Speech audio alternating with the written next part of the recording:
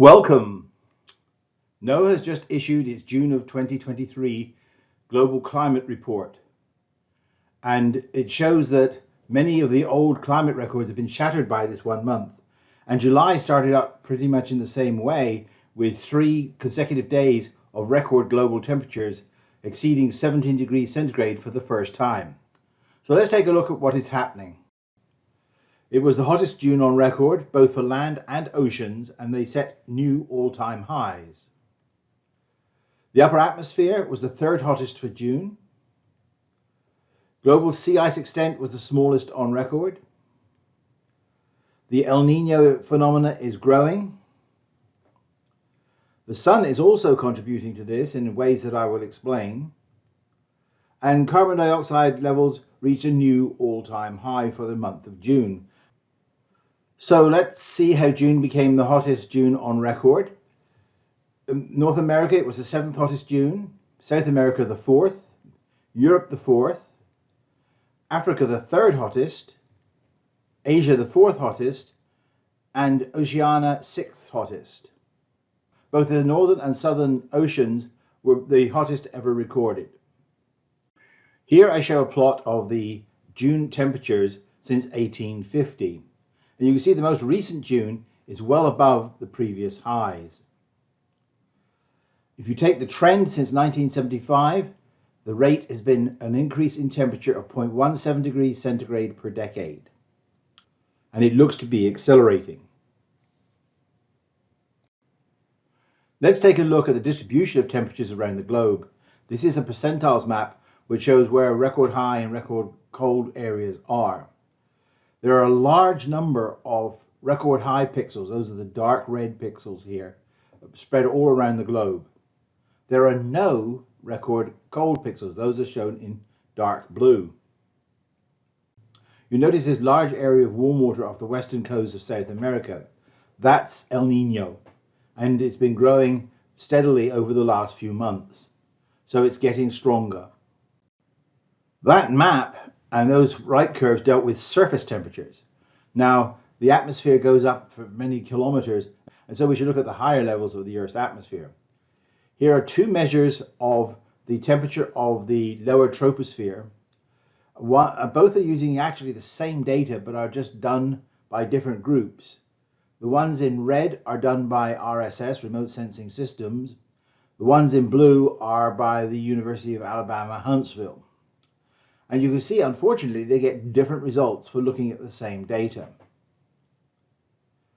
Now we could check whether these correspond to other values, and you can see that the RSS value is very similar to the thermometer value that I just mentioned at 0.17 degrees centigrade per decade, whereas the UAH trend is much lower at 0.13 degrees centigrade per decade. Well, which is correct? We've already got some support for the RSS position. Another type of data that would correspond to this would be the balloon data or the radiosonde data. And here is a plot of the radiosonde data taken at 3 different altitudes.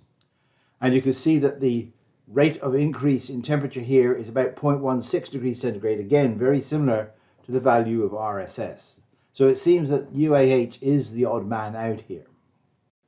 If temperatures are going up, then sea ice should be reducing, and in fact it is. This is the global sea ice. This is the north plus the southern hemisphere sea ice, and you can see that it's at its lowest extent in June on record so far. That's with the blue, where the blue arrow is.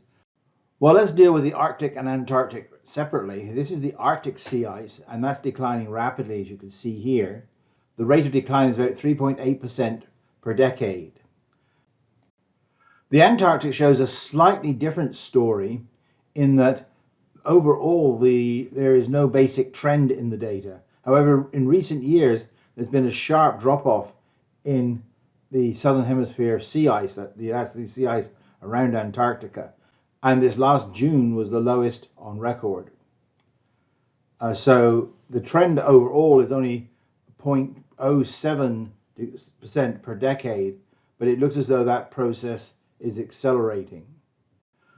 As I showed you on the map, El Nino is here, and this is a plot of the probability of El Nino over the next few months. And you can see that the general trend is for a strong El Nino going all the way through to early next year. So we'll need to follow that, and that should probably mean that we're going to get some very high temperatures in the rest of this year and possibly into early next year. El Nino has an effect on the weather, particularly in the United States, and we can see here on the left we have the precipitation outlook for an El Nino. In the central part of the country we get above average rainfall, but dry areas in the southwest and the northwest and around the Great Lakes.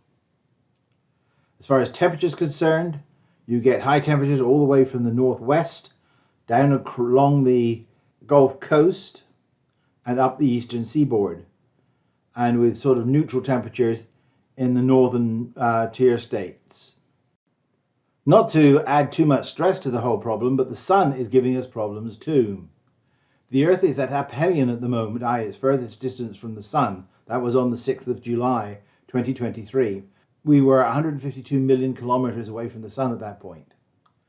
From July to January, the Earth is approaching the sun, and by January it'll be 147 million kilometers away from the sun. That's called perihelion. Because of that change in distance, the Earth gets about 7% more energy in January than it does in July, which means that for the next 6 months, the Earth will be getting warmer as a result of that. Marginally so, but nonetheless so. The other problem is that we're also approaching solar maximum, and solar maximum produces more energy coming to the Earth than during solar minimum. But again, it's only 0.2%, so it's probably not noticeable. Compounding our problems further, carbon dioxide levels are setting new record highs for June, and it's only slightly lower than the record set in May of this year. Methane too is on the increase, and that is a very powerful greenhouse gas, but we're only dealing with about 2 parts per million as far as that is concerned at the moment, but we don't want that to rise too much. So what can we conclude from all of this? Well, the world is getting warmer and very quickly. The pace is likely to accelerate over the next 6 months because of El Nino, increasing greenhouse gases and solar heating. Sea ice is receding from both the polar regions now and lowering the Earth's albedo. The weather and climate is likely to get worse before it gets any better, if ever it gets better.